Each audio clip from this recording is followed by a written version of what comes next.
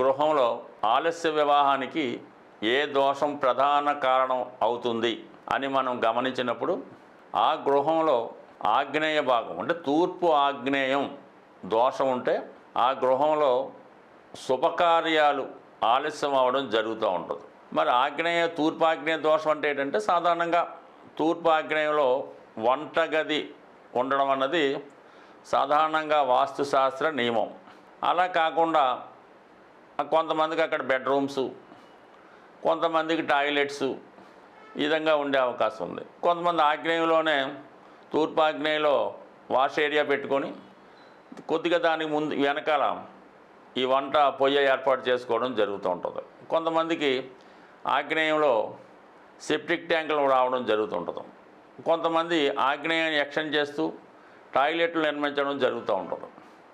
ఇవన్నీ కూడా ఈ ఆగ్నేయ దోష కారణంగా